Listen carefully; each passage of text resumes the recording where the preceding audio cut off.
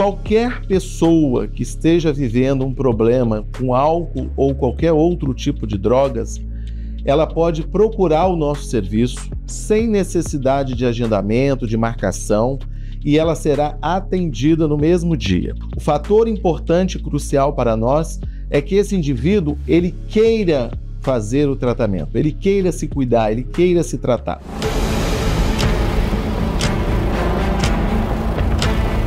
Agradeço a presença do Carlos Lopes, subsecretário de Estado de Política sobre Drogas, que vem desempenhando ações na formulação e execução de estratégias relacionadas ao uso de controle de substâncias.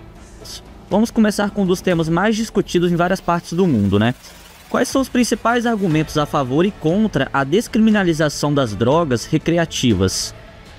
Atualmente, o principal paradigma que orienta a política sobre drogas em boa parte do mundo, nos Estados Unidos e inclusive no Brasil, é o paradigma da guerra às drogas.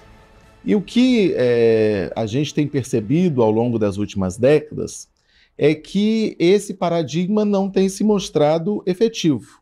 Se nós estamos numa guerra às drogas, a gente pode classificá-la como uma guerra perdida, uma vez que o atual modelo de enfrentamento ele não tem se mostrado efetivo, não tem sido eficaz, e o que a gente tem tido, especialmente no Brasil, é uma crescente onda de prisões e mortes de jovens, especialmente jovens pobres, negros e que moram nas periferias.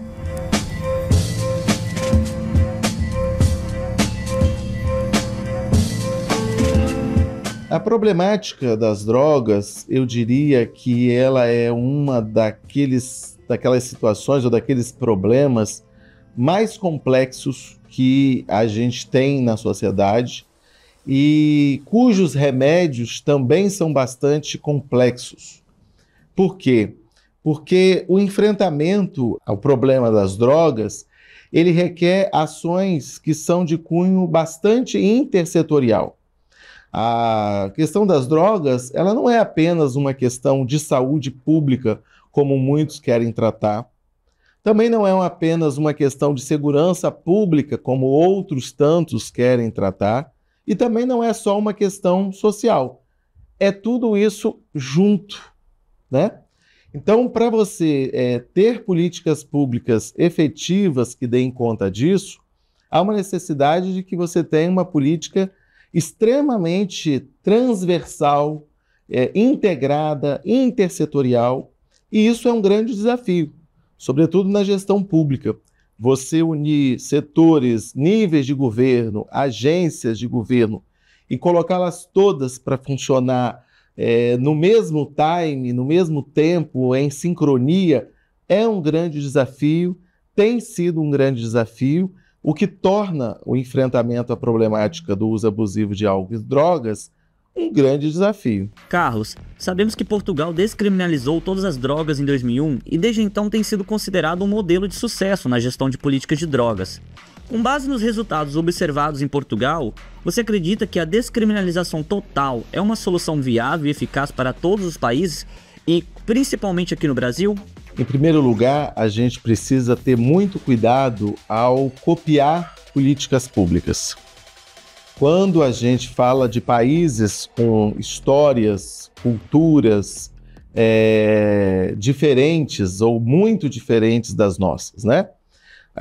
O que pode dar certo em países da Europa, nos Estados Unidos, não necessariamente vai dar certo no Brasil, porque nós temos singularidades, nós temos particularidades, nós temos um país marcado por uma profunda desigualdade social.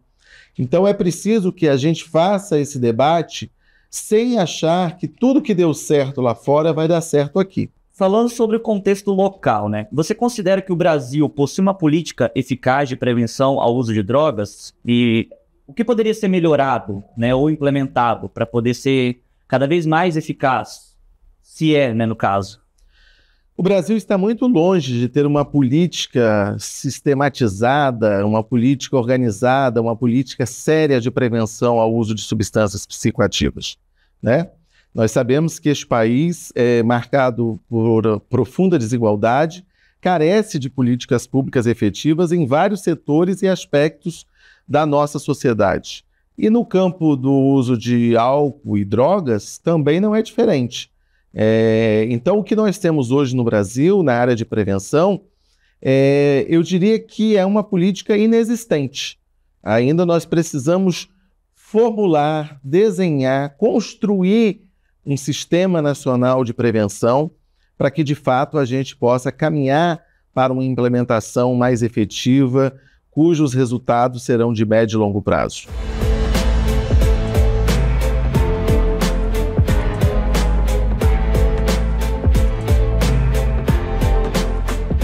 O programa Rede Abraço é um programa inovador, lançado aqui no Espírito Santo. O programa foi lançado em 2013, ou seja, já tem aí cerca de uma década de existência e de continuidade aqui no estado.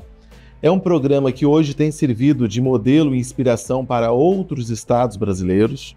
Inclusive, nas próximas semanas e até o final do ano, nós temos vários estados agendados para virem ao Espírito Santo conhecer o nosso programa. E é um programa que se organiza em 4 eixos fundamentais: prevenção, cuidado e tratamento, reinserção social e estudos, pesquisas sobre drogas, né? O nosso mais proeminente eixo do programa é o cuidado e tratamento, né? Então, nós temos hoje aqui no estado 3 CAADs, que são os Centros de Acolhimento e Atenção Integral sobre Drogas. Nós temos um que funciona em Vitória, para atender a região metropolitana e a região centro-serrana. Temos um que funciona em Cachoeiro e Itapemirim, para atender o sul do estado, e outro em Linhares, para atender o norte do estado. Esses 3 centros, eles são um serviço de porta aberta, funcionam de segunda a sexta-feira, de 8 da manhã às 4 da tarde. Qualquer pessoa que esteja vivendo um problema com álcool ou qualquer outro tipo de drogas, ela pode procurar o nosso serviço sem necessidade de agendamento, de marcação, e ela será atendida no mesmo dia. Se ela vier com encaminhamento, ela será atendida. Se ela vier sem encaminhamento, ela também será atendida. O fator importante e crucial para nós é que esse indivíduo, ele queira fazer o tratamento, ele queira se cuidar, ele queira se tratar. Então, esse caráter da voluntariedade do indivíduo, dos sujeitos que buscam o nosso serviço, ele é um princípio basilar do nosso programa. Nós não fazemos higienismo social, não fazemos busca ativa, não saímos pelas ruas pegando as pessoas na força e levando para o tratamento. Não. A Rede Abraço, ela trata apenas de quem busca ajuda voluntária. É importante dizer isso, porque a sociedade muitas das vezes clama por medidas higienistas, autoritárias e até violentas, né?